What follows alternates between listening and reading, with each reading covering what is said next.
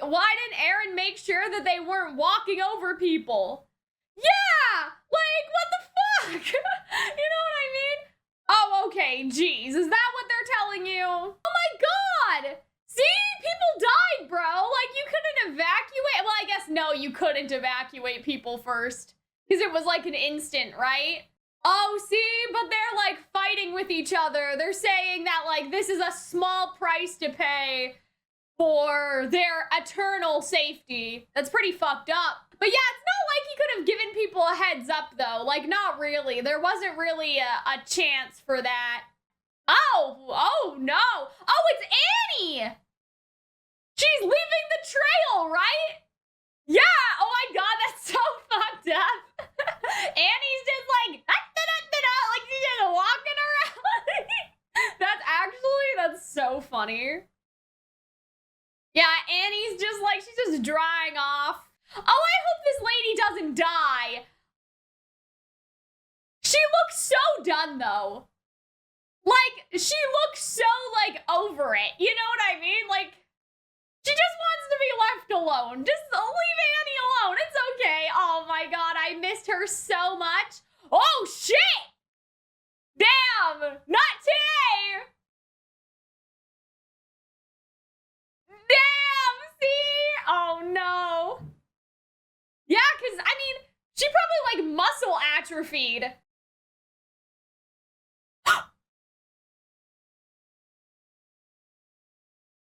Oh, fuck! But she looks so sickly. You know? She doesn't look like she's in good condition at all. Yeah, that's what I'm saying. She does not look good at all. I mean, she looks beautiful, but she doesn't look good. You know what I mean? Damn. Oh, she can hear everything? Oh my god, Armin, how many things did you say to her? Oh man, she heard everything. Oh no, I'm like, bro, but like, how much did Armin tell her again? Yeah, exactly. So she heard everything. Oh lord. That's fucked up though. Like, actually, like, that's terrifying. That's like being in a coma. Bro, have you seen this shit? I think he's serious. I think it's safe to say, like, you know what I mean? It's like, oh, is he really that serious? Like, he's serious, bro. Oh. That's so fucked up, though. Damn. Oh. That's interesting. What does she think about what her and Reiner did? See, that's the same thing Gabi said. No, a parallel. Yeah. And they were child soldiers. Oh, see? Because she never had, like, delusions of grandeur. She just wanted her family to be safe. Oh, fuck. And she kicked his ass.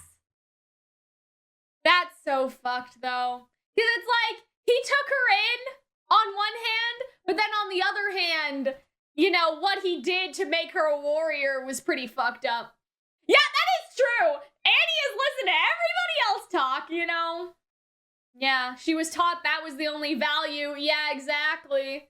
That was the only value her life had, if any. Yeah, because that's Mr. Lionheart, right?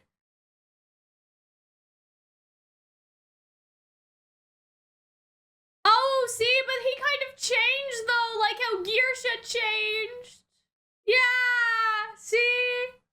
He became her father. You know, when he decided to change like Gearsha did, he became her father. You know? Oh, but now her father's gonna die! That's so fucked. That's so fucked up. Exactly, now something does matter to her. But she's also caused other people to lose their fathers and children, too. But I think she realizes that. Where does Annie want to go, though, is the question. Yeah, that's what I'm saying, too, unless she gets him and brings him back here. The only place that will be spared is Paradise. Oh, see? They're all trying to tell them what they saw. There must be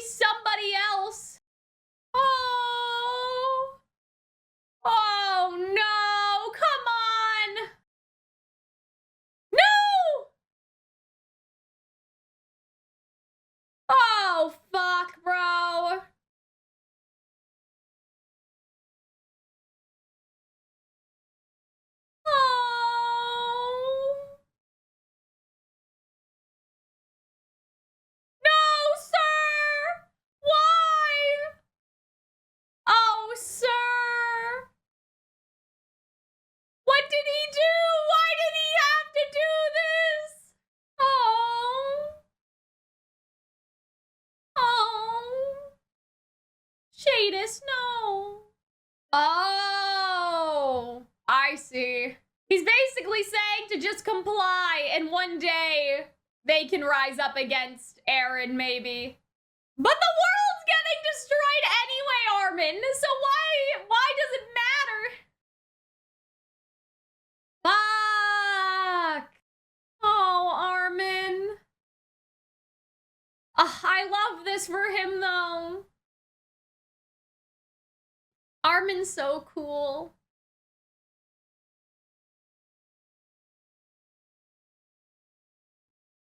Oh. Oh, Armin, no. Yeah, Historia, bro. Oh, Mikasa, no. Come on, Armin, you didn't mean it. Oh.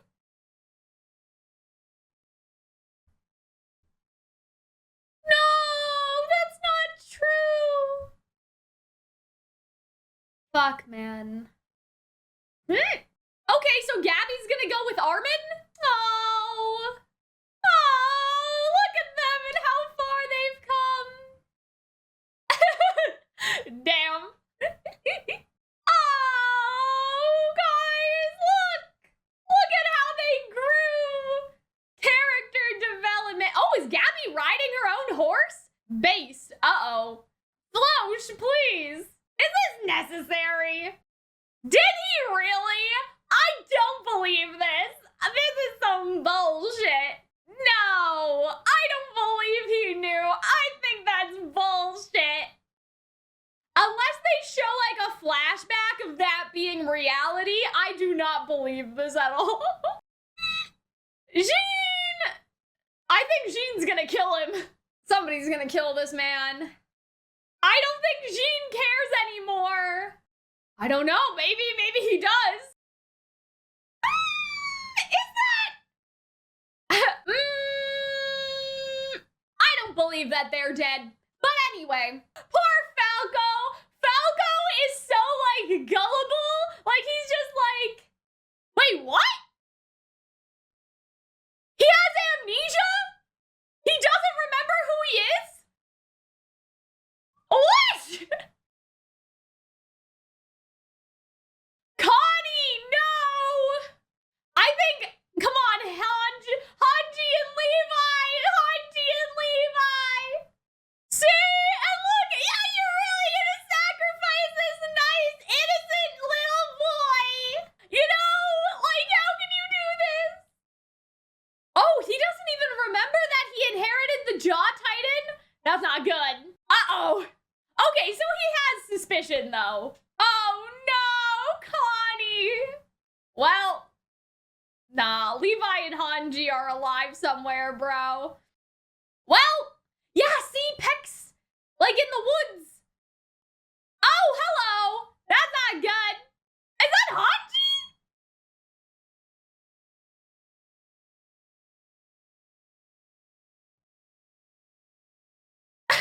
Damn, can you not eat me? I knew that they'd find them. Oh, see, Levi's okay. Good job, Levi. Good job.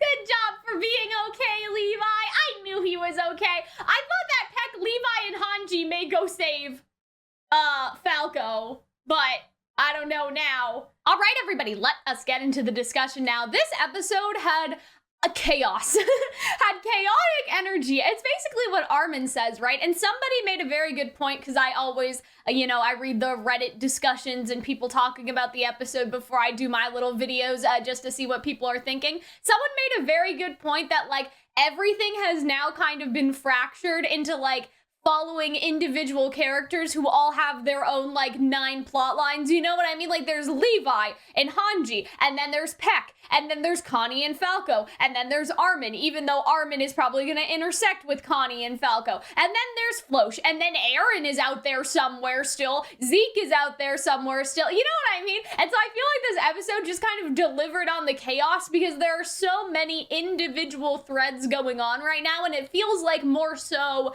than before. It just feels that way. I don't know if that's necessarily true, like if you actually counted, but that's how it feels, because now we have Annie, and then there's the stuff, again, with Levi in the woods, and like, we're just following so many different people right now. It's just chaos, and there's a lot of chaos to cover. So let's just get into it. But something I think was interesting about this scene was the reaction, or I guess the conflict between the people who have been affected by the walls falling, right? Because people's houses have been destroyed, people's sons have died, right? As we see in the subtitle, but they're like, oh no, like it just justifies, the means, basically. If he hadn't woken the wall titans, the world would come to slaughter us all. So like these people basically think like, hey, your son died? Well, it's like for the greater good, basically. And so I think that that's kind of interesting, just in the sense that like these people don't turn into people anymore. You know what I mean? Like they're not people to mourn the loss of, they're sacrifices. You know what I mean? And somebody else pointed this out too, and I thought it was just an interesting comment that like these people are not like people's sons anymore, or people's children, or people's parents. Instead, they're like turned into a noble sacrifice. They're basically like reduced to, I guess, the foundation for something. Like they're not treated as individuals anymore. But yeah, I just thought that that was an interesting idea, that these are not people anymore. They are basically like, again, like the foundation for something, or like martyrs, you know, like they're the people that like died so Eldia could like live on, I guess. And when you think about it that way, they're not really like people anymore, you know, like they're just kind of this abstract concept of like people that died in pursuit of Eren's plan. And I think that that's kind of the horrifying part, is like they're not treated as an individual that had their own lives. They're not treated as somebody, like Annie says, that is special to someone else. They just turn into this clump of like people that died, you know what I mean? Like people that died so the rest of us could live, sort of thing. And that reduces their humanity in a way. So I thought that that was a very good point when I read it, and I feel like that summarizes this whole situation very, very well, right? Like somebody's like, my son literally just died, and they're like, well, you know, we all would have died. And maybe he's right that they all would have died if Eren didn't do something. But yeah, Eren's also in a very strange situation this episode, because I'm like, he couldn't have warned people. Like, that's not possible, technically, like, for him to have done that, because everything's happening in an instant, right? And so, yeah, I don't know, like, that's a very interesting thing, is, like, Eren, like, why didn't you tell people to evacuate before you did this? But, like, he couldn't, and so it's sort of like, like, you know what I mean? Like, who do you side with on that, I guess? Because Eren couldn't have warned people given the circumstances of like how the power is used. Like even if he sent a message to everyone saying like, hey, get the fuck away from the wall, bro, like I'm causing the rumbling, wouldn't Zeke have like a chance to interfere? Is that not how this all works? Anyway, so basically what I'm saying is, could Eren have given people the opportunity to like evacuate and run away, right? If he couldn't, I think that puts Eren in a very interesting position versus where if he could, if that makes any sense. In terms of like us as the audience, it makes him a bit more like complicated than just like, no, he could have warned people, he just didn't want to. Like, I don't think that he could have, and that's like kind of like the murkiness of that situation. And then I think this girl is named Hitch. So she sees, you know, that Annie has escaped, and I just love this shot. I thought that that shot was pretty cool, because like, it's not a surprise. You see Annie is like lying in wait in the corner. And apparently like they were kind of friends. They were on the same squad. I don't remember any of this, to be perfectly honest with you. But I'll take the word for it. That's the other reason why I read like the discussions in my Discord server. We have a channel and stuff, because I'm like, who the fuck is this, right? I wouldn't know if I didn't read it. So I think that that was pretty good. But yeah, you just see that Annie is like, she has like no fucks in her eyes. Does that make sense? Like, she has no life. She seems so exhausted. And even Hitch says that in a bit, right? She just tosses her onto the floor. You're so weak, I thought you were a granny. To think there would be a day when I tossed you around, right? It's you of all people. But Annie is still smart. She's able to kind of like hold her hostage. But that is a good point. Like, she seems pretty weak, and I guess being in the crystal is part of that, but like, I don't know, like, is she hungry? Is that why, like, her muscles, it's probably that her muscles have atrophied more than anything. I don't think it's because she didn't have food, because it's been 4 years. She would have died without food a long time ago. Like, clearly the food was not, like, wholly necessary, you know what I mean? But I think it is more like muscle atrophy. She hasn't used her muscles, and so she's weakened, basically. And I just thought that this scene was funny because Annie heard everything, and I just love the look on her face, and you have to wonder, like, what does that mean? Like, what did Armin tell Annie? Does anybody know, like, specifically? Like, how much did Armin tell Annie, you know? Because, like, I feel like it's sort of implied that Armin has, like, a little crush on her or something, and so I wonder, like, you know, what did he say to her? What did he say to her? And does she know that? Like, does she know that Armin, like, kind of has a little crush on her and stuff? But yeah, this is kind of terrifying. It seems like it's kind of equivalent to being in a coma, right? Like, it's just kind of pure darkness, but then she could still hear what was going on sometimes, like, if someone was talking. I feel like that, like, otherwise you would go insane. Like, I feel like that they're the only reason why Annie stayed sane, because being that long without, like, outside contact and being cautious, like, being conscious, being like awake but basically asleep for 4 years would take a toll on someone. You know what I mean? You're just staring in a pitch black darkness. What was the anime? I watched a different anime that was like that. Now I don't remember what it was, but like it was like that. Oh, you know what it was? It was Dr. Stone. It was the man. It was the kid from Dr. Stone, the green-haired kid. He like kept track of time and shit, and that's how he didn't go crazy. I mean, he may still be a little crazy, but you know what I'm saying? But yeah, and the other terrifying part of this episode is like, you just, like, the Titans are just casually doing their thing, like, in, like, a lot of the shots, like, in the wide shots where you can see them, and I just think that that's, like, insane, just because it's, like, it's so casual and it's so terrifying at the same time, you know, everybody's just doing their thing and the Titans are just kind of, like, lurking there in the background, right? And I really, really like what they did with Annie and, like, her exposition, I guess you could say, or her backstory moment. Killing people was something we were praised for. So basically the exact same thing Gabi said. Like, we see that this is something that everybody has been taught and told, right? That's the only reason why their lives have value. And I think that this is interesting too. Saving the world though, like that didn't matter to me. This is like the thing. I was abandoned by my parents right after I was born. I came from my mother's affair with an Eldian, right? And so you see like the divide of the gate, right? That it seems like literally like this is the gate where all the Eldians live. Somebody just like tossed her over the gate. Probably not like that, but that's sort of the vibe, right? And that's the same gate where they're all standing at later in the episode in present time. I was picked up by an internment zone foreigner with Eldian blood, right? So that's the other thing about this, is that I think that what was interesting is that he, like, took her in, but not for, I guess, the kindness of his heart, or however you say it. He took her in because he was like, hey, this is like a free kid. Like, I am too old, but I can train this kid to be a warrior, right? To give himself a better life, right? So there was a selfish motivation, in a sense. And so I think that that's like a very interesting angle, is that this man was very selfish at first. He had selfish motivations, but I think that equally what is interesting is I think he's supposed to be kind of like a parallel to Gearsha, right? Because we can see that the toll that this has taken on Annie, basically, right? She talks about all of the pain she went through because he basically like beat her up for a bunch of years, and then she takes it out on him, right? Finally, she repays all the pain he caused me, right?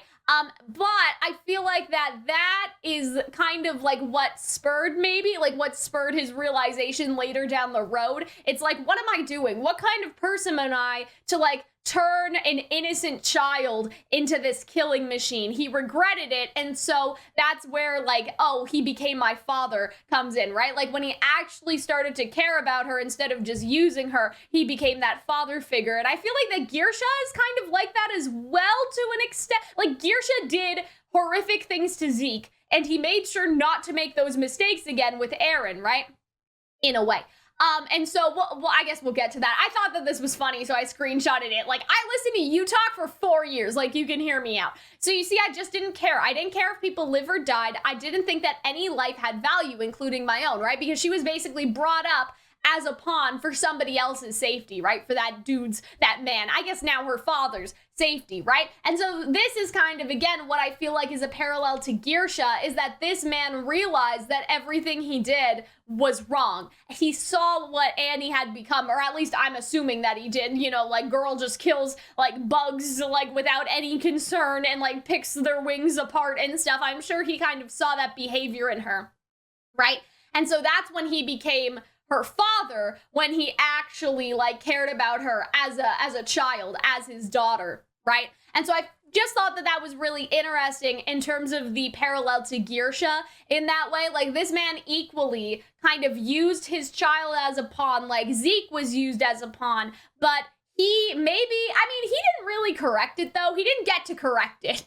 Not really, because Annie still went off to be, you know, killing machine, right? But, like, in a way, he was able to correct it before it was too late to repair their relationship. Because she says, I have a father waiting for my return. So clearly, like, she doesn't hold the same grudge that Zeke does about Gearsha, because her father was able to make amends, unlike Gearsha. He wasn't able to make amends to Zeke until, like, basically it was too late and Gearsha was dead. So yeah, I just thought that that was really cool. I found that very fascinating. And just like me, there are others with people important to them. And I was like, but you took a lot of people away, people important to other people away. Anyway, you guys know what I mean, right? All the things I've done are absolutely unforgivable, but if it takes me back to my father, I'd do it all again, right? And so that's the sort of thing, is that Annie, she's not good for recognizing that other people have people important to them. She's basically still kind of saying, like,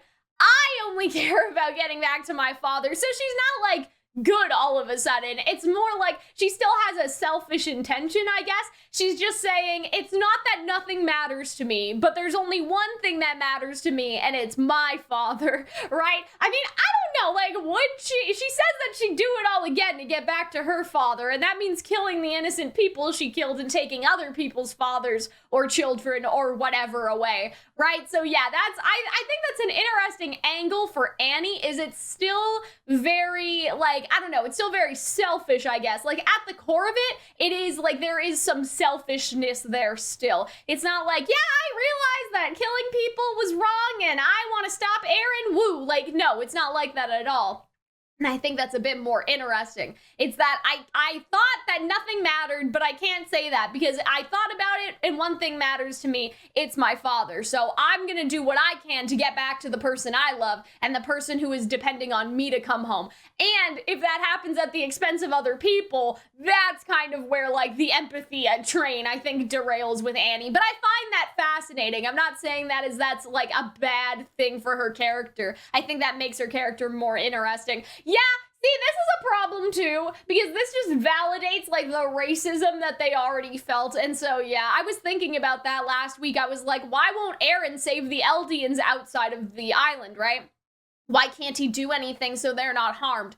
But the conclusion that I sort of came to last week was this idea that they are full of self-hatred, and therefore, if Aaron wants all of the enemies to disappear from the world, the problem is, like, ladies like this are enemies to her own, you know what I mean? Like, to her own race and to herself, because she has that self-hatred. So I think that that's basically why Aaron is not bothering to save them. This scene was just so fucked up and hard to watch. And I think that this is interesting too, what this man says. He's coming to crush your house, your wife, your family, right? Because he knows that this man does not care about them, right?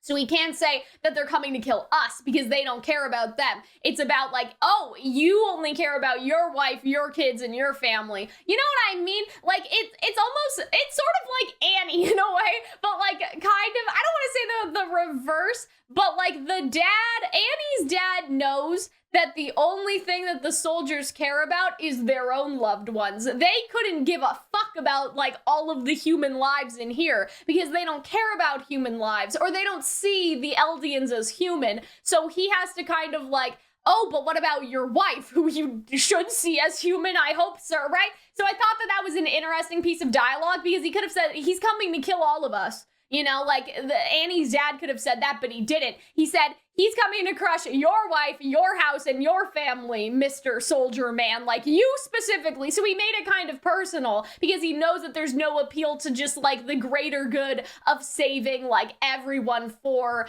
the sake of them all being equally human. You know what I mean?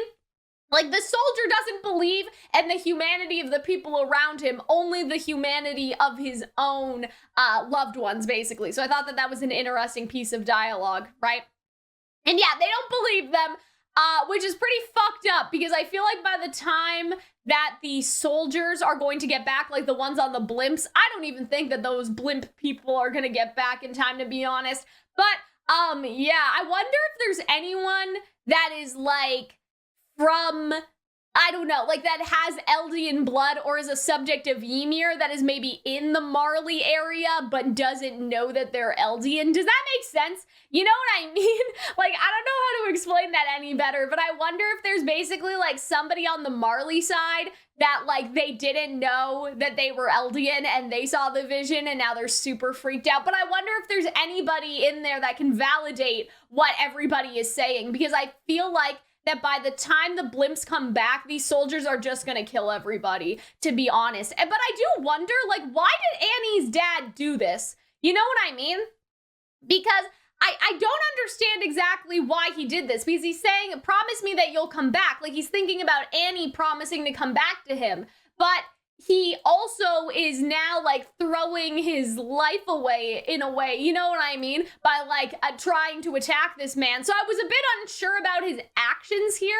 I'm not entirely sure why he did this, because if he wants to see Annie again, I don't know, maybe it's like, I want to see my daughter again, and so I'm gonna fight this, like, I'm gonna fight, I'm not just gonna take this, you know, like, I'm not just gonna take this anymore because I want to be able to see Annie again and these soldiers are in my way. But I feel like that this man's just gonna die. Like, you know what I mean? I feel like he's just gonna die. He doesn't deserve to die, let me be clear. He doesn't deserve to die because he's rebelling. I'm just saying that I don't understand why he's doing this if he knows that this would cause his death and he wants to see Annie again. But maybe it's more like Annie, like, went off and fought for him, and so now he has to try to fight for Annie. I think that would actually kind of make sense.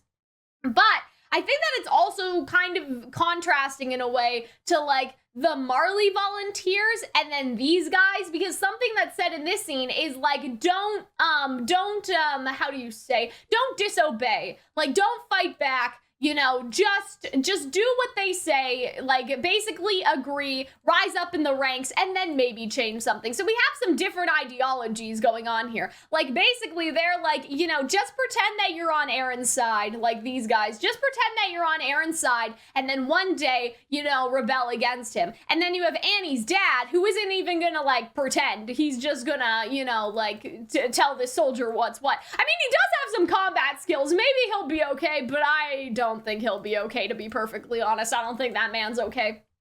But you guys understand what I mean? So you have, like, there's a tension between the people that decide to fight back and rise up, and then the people that are told to not disobey, to basically, like, to comply or to be submissive. That's what Floch says, right? So I think that's the thing. Annie's dad decided to stop being submissive if they were all gonna die anyway, because I don't think that he wanted to die a submissive man in the very end, especially when his daughter was off, like, fighting, you know, for him to have a better life, basically, right? Like, he used her in a way to get himself a better life, and so it would be a disservice to her for him to die submissive, I think. And now, like, obviously, he's telling them, like, oh, you know, don't disobey, be submissive, but then, like, switch it up on them later, right? And that's contrasting to Floch being like, be submissive and don't do anything. So we basically have, like, rebelling now,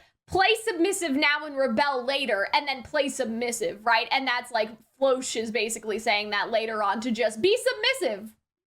You know? Anyway.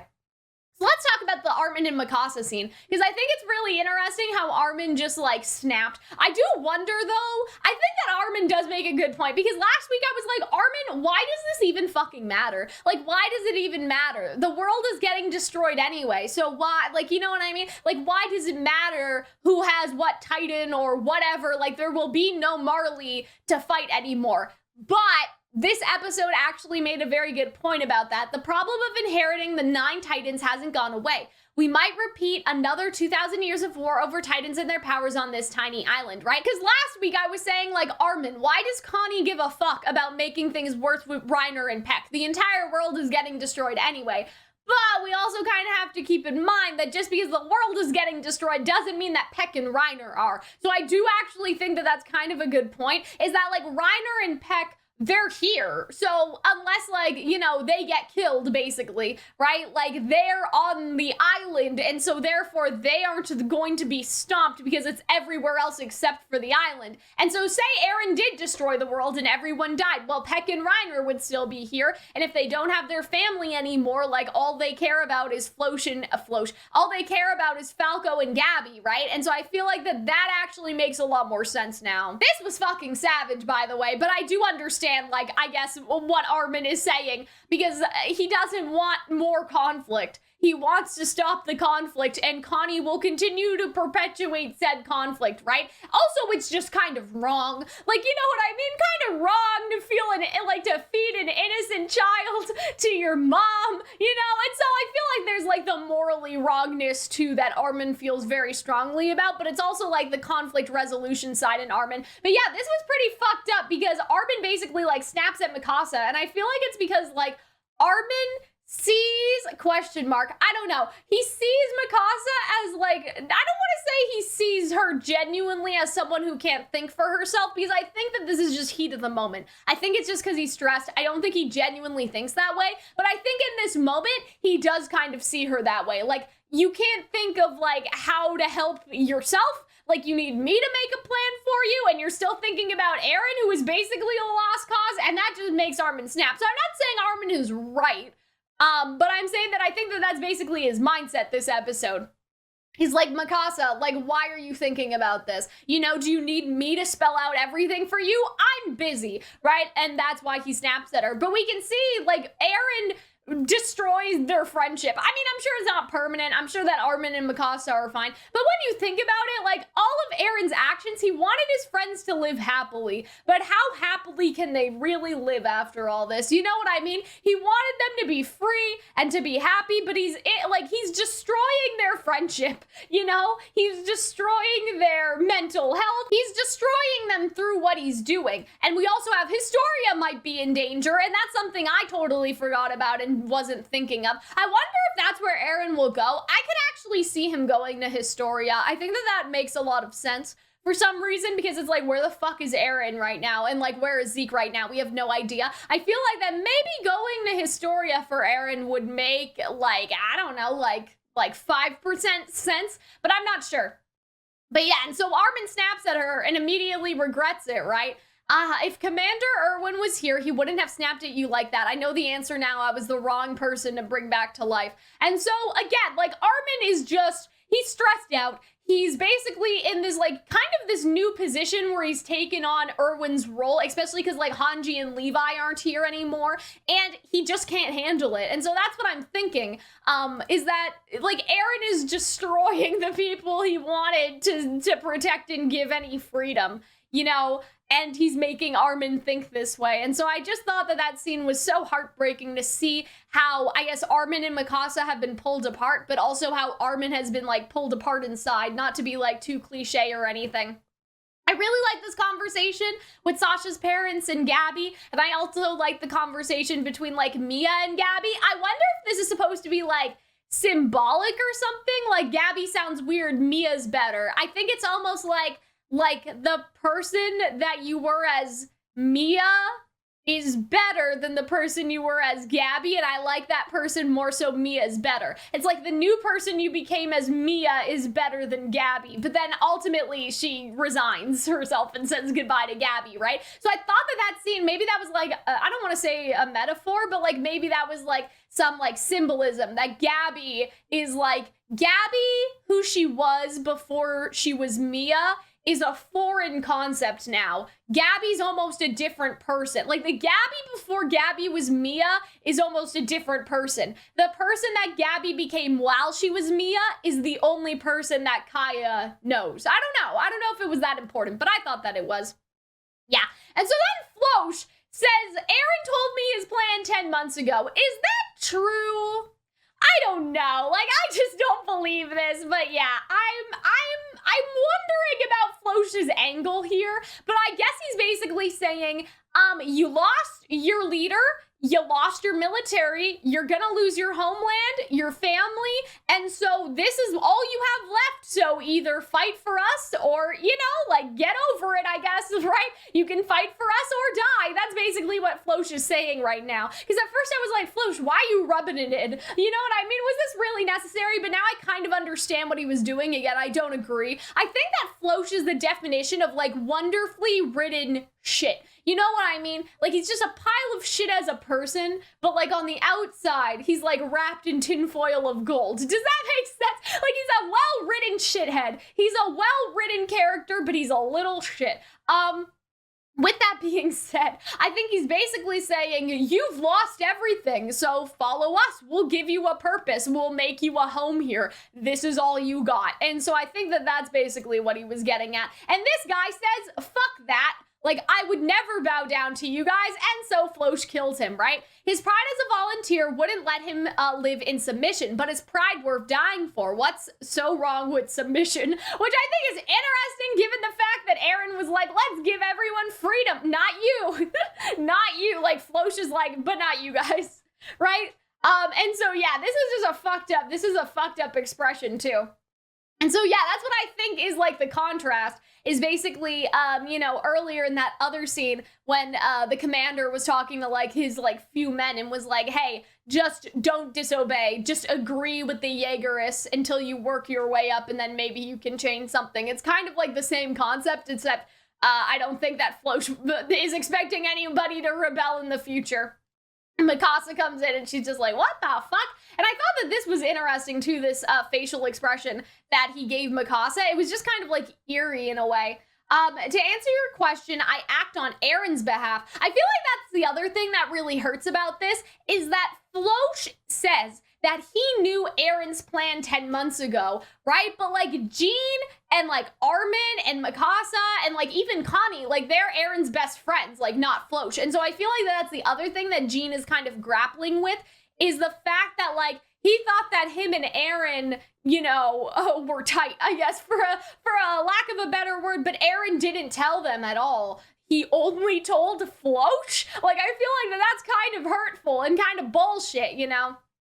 But yeah, anyway, after surviving through the hell 4 years ago, it's finally in our grasp. And so yeah, I kind of hate Floch, but he looks so happy here. Like, he just genuinely looks so happy. You don't have to fight anymore. You can live as you please. And so I feel like that's crazy too, because like, is Jean agreeing?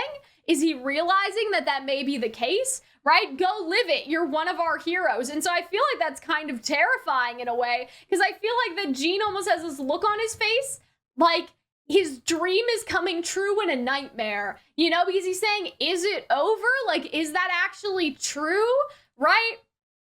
And so I think that this, though, is what's important. And this is what I was talking about earlier. I think that this, like, go back to the Jean that you were before. Be reckless, be annoying, be cheeky. There's no war anymore. Like, after everything they've been through, are Aaron's friends actually going to be able to go back how they were before? That's where I think that the answer is no. And that's why I think, like, on one hand, Jean is like, is it over?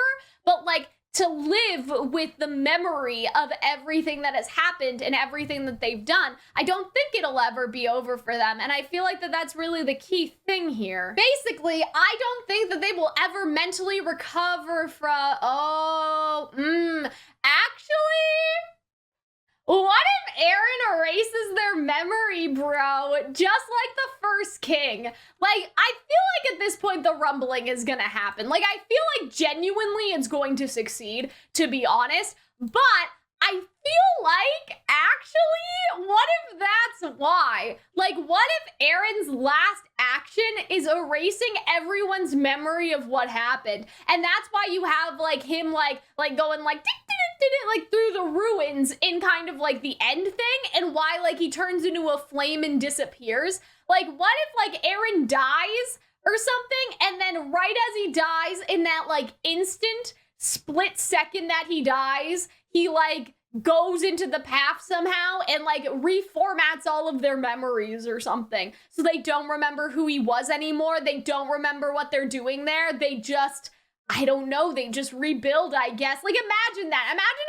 how fucked up it would be if, like, I don't know, like, say Aaron is with Historia or something. I don't know how he would access the power of Ymir yet, I guess, is the problem, but whatever. I don't know, like, maybe Ymir is actually, because Ymir does the big, like, you know, rib thing. Maybe he could, like, get it that, anyway, I don't know how, I don't understand, but, like, whatever. Like, imagine there's this scene where, like, Aaron, Armin, like, Mikasa, like, Jean, Levi, like, everybody's there, they're confronting Aaron about, like, all of the horrible crimes that he's done and whatever, and then, like, just as they, like, decide to kill him, I guess, I don't know why. See, if the rumbling succeeds, though, why kill him? That's the question. To stop the rumbling, I guess that they could kill him.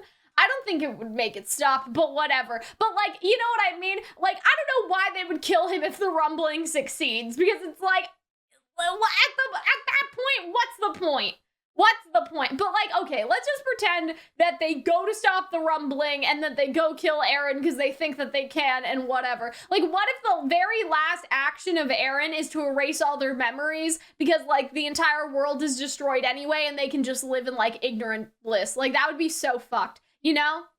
But yeah, I don't know, like, what if that's Aaron's, like, final thing, is that he, the rumbling succeeds, everybody else on the planet is dead, and, you know, so his friends will actually kind of, like, live happily and not have to deal with all of their memories of all the fucked up bullshit that happened. He, mind wipes all of them. That would be pretty fucked up. That would be so fucked, but that actually kind of makes sense, because that's what I've been asking. Like, you know, Aaron's friends, how are they going to be able to live happily after everything that happened? If Aaron makes them forget, they could be happy. That's so fucked up. Oh, and what if, like, imagine Mikasa looks down at her scarf and she doesn't remember who gave it to her? That would be so fucked up. Oh my god. But that, like, I could actually see that happening. That makes total sense as a scene. Like, I've seen it before in other anime. That makes perfect sense. Like, you know that classic anime trope when the character is looking at something that somebody they loved gave them and they can't remember who gave it to them, and then they'll never remember it, and that's so fucked. Anyway, I think that that's a pretty good theory.